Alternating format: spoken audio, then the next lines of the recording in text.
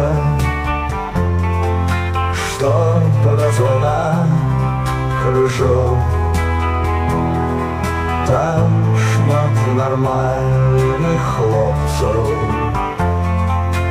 чорт спокусив бухлом. Матуля была швачкой, катала и батька был об ментовской машины.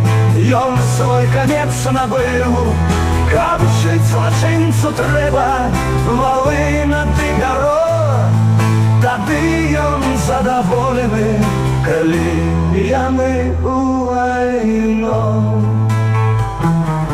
Скажите, мамки, дзецям, як я не трэба жыць у крыжу праклятым гэтым, душу каму не згубіць.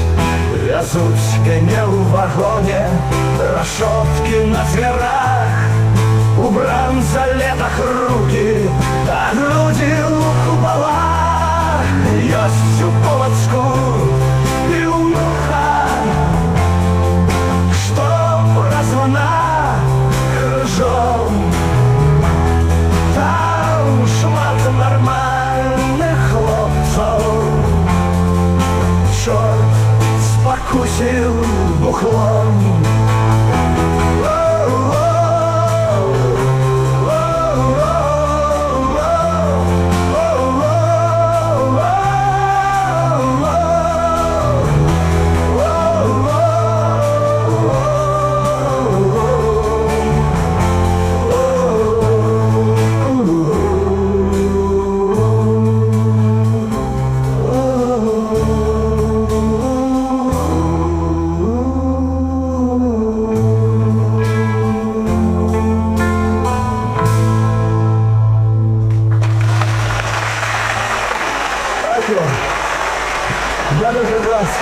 Я же городську пивнуху, що прозвана крыжом.